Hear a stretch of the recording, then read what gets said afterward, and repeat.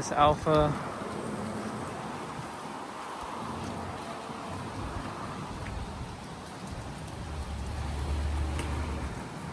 It is right-hand drive, red interior.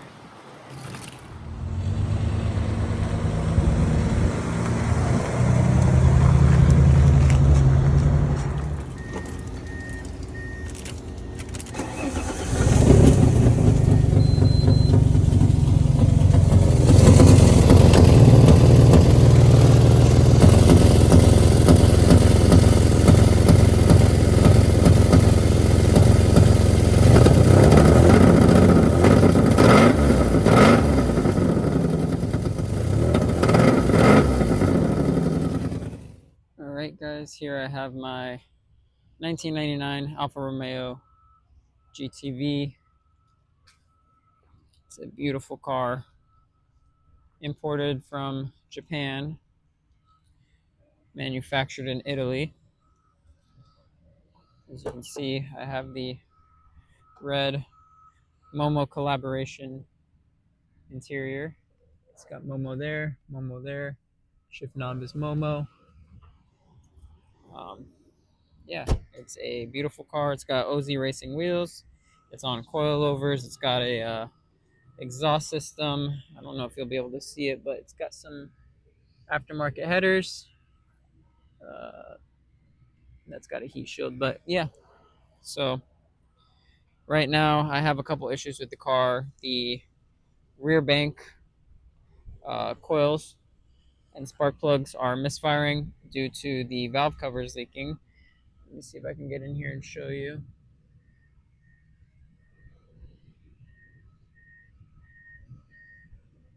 Yeah, so it's leaking all the way around. It's leaking in there, all over in the front as well. You can't really see, but yeah, so what we're going to do today is we are going to replace the valve covers gaskets and the coil or the spark plug gaskets, as well as we are going to look into our exhaust leak, and we are going to go ahead and clean up the valve covers as well because they're a little dirty with all the oil that got all over them. Replace some gaskets and make this engine new again. So here I have my OEM gaskets for the 3.0 24 valve V6. Got them from Totally Alpha. I will link them in the description below. What we're going to start doing, take off these valve or these coil covers. Well, we'll start on this one because this one we have to take off the plenum. Take off this. These should be 5mm Allen heads. Underneath, we'll start taking off the coil packs. There should be 3 of them. And then we will take off all the connectors right here. 1, 2, 3. And then we will disconnect here. And we will start taking off all the bolts that hold on the valve cover.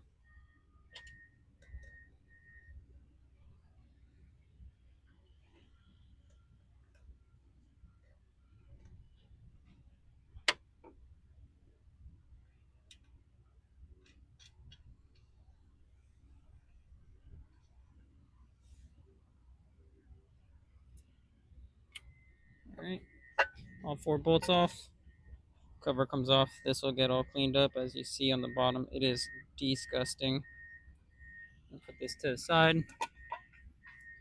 And then as you see, we have our coil packs again. We're going to have these little Jesus clips that will pop up. 1, 2, 3. We'll have 4 bolts on each one. Coil will come out, and that'll give us access to spark plugs.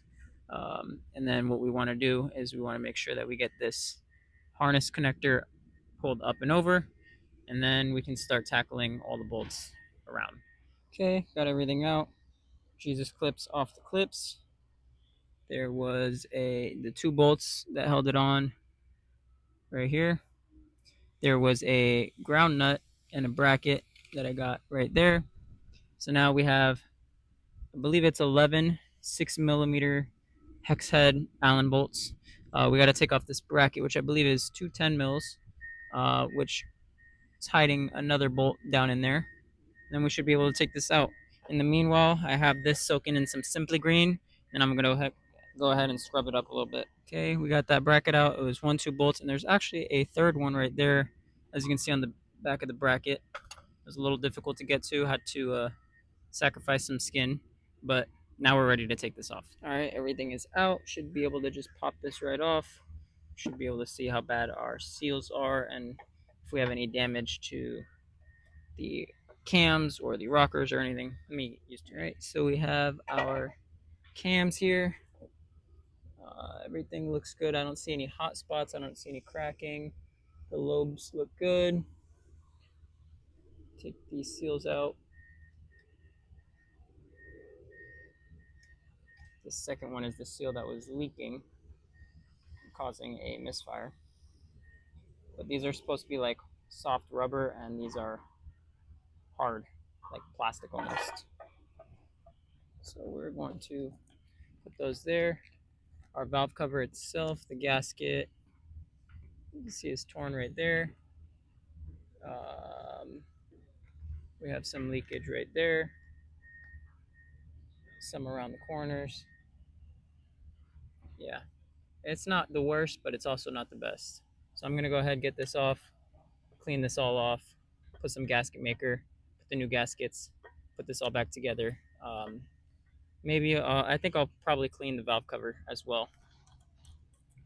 Okay, cleaned up the valve cover. It's not perfect, but it definitely is a lot better than what it was. A lot of our oil leaks were right here at the front, as well as over by the cams.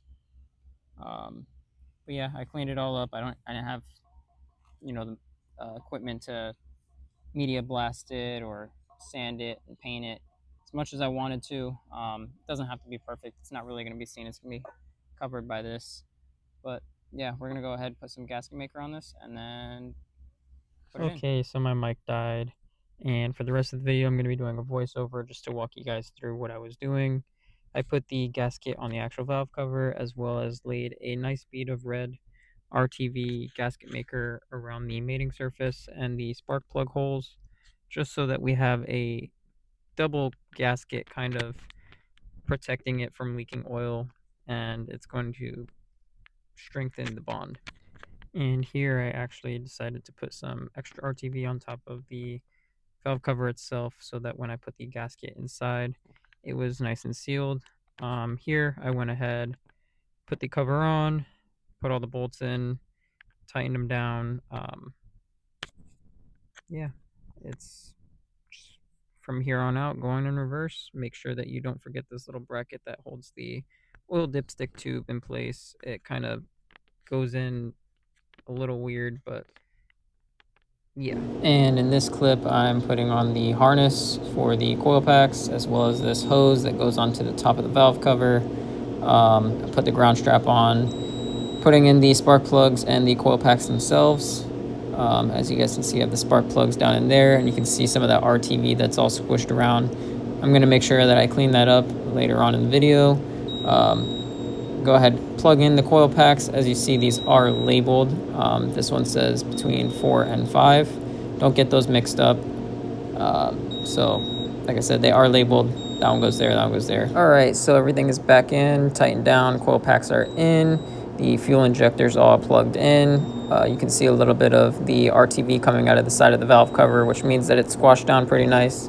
So we're gonna start disassembling the rear valve cover now. So we gotta take off the air intake, gotta have to take off the throttle body, all these plenum runners here, take them off individually, probably not all the way, just loosen them up enough to get the plenum off. Have to take off this fuel rail right here, and all these hoses in the back and the oil separator. So we got the air intake off. Inside here, the throttle body, it's a little dirty, so when I take it off, in this next clip here, you'll see that I start cleaning it out. It's just 4 bolts. We're gonna reuse the gasket, make sure that it's good. But yeah, once we took it off, as you see, there's a whole bunch of unburnt fuel there. It's really sticky. The butterfly did not really want to move by hand unless I gave it a lot of force. So we're gonna go ahead and take some carbon throttle body cleaner, spray it in there, wipe it down with a microfiber rag, just like you see here in this clip. It looks a lot better. I even cleaned up the housing a little bit so that it didn't look all black and covered in oil and nasty stuff. I went ahead, I'm gonna go ahead and clean up some of this wiring with some electrical tape. As I was taking off the oil catch can or separator, whatever this is here in the rear of the plenum chamber, I noticed that this top engine mount was basically toast. So we're gonna go ahead and replace that in the next video. But yeah, so I went ahead, started taking off the runner's couplers. There's a special tool that you have to use. Took off this plastic clip that holds in the sensors. Took off this bracket that holds in the oil catch can, and there is a hose here that I have to take off the top. And then there's only 2 bolts holding on the entire plenum. So yeah, let's get it off. As you see here, it is off now. We have access to everything we need, just like on the front valve cover. Have our coil packs. We have a couple bolts all the way around. And yeah, so let's get all this off and get to cleaning it up and replacing the gaskets. Alrighty, so once I got the coil packs out, started taking the spark plugs off, found out why my car was misfiring. This spark plug is absolutely soaked in oil, and the tip is basically almost welded to the top.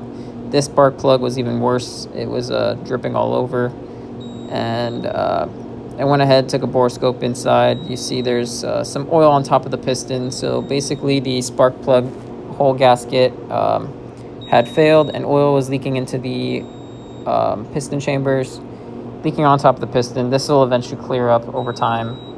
It's not going to be a huge problem, but the actual health of the piston looks good. The walls look good. I didn't see any scratches or scoring. Yeah, I think our main issue is just going to be that spark plug gasket, which we are replacing, and we're going to be adding extra protection with the red RTV. But yeah, this is just me messing around on the borescope and looking inside, making sure that all of them are good.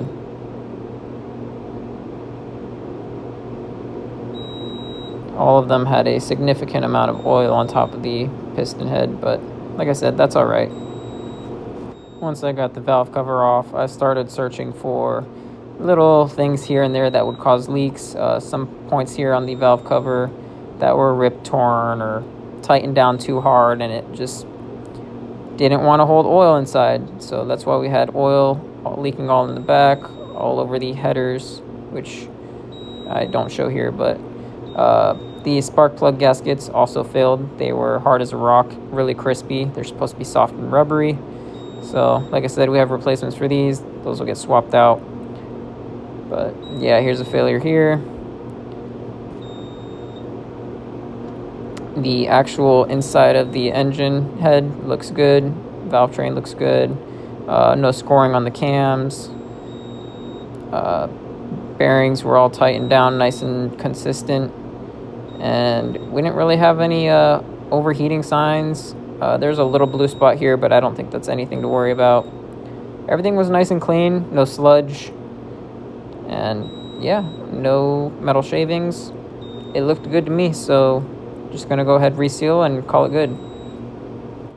So here you can see the valve cover was absolutely caked in oil, dirt, grime, anything you can think of. I took some Simply Green and a wire brush to it. It's not perfect, but it definitely looks a lot better. It's gonna be hidden by that plenum anyways. I'm gonna go ahead, clean up the plenum as well. It's not as dirty, but I would like it to shine a little bit better. So I got it back in, and it does look a lot cleaner. I do want to either restore this fully to make it look nice and clean, factory-wise, or repaint it.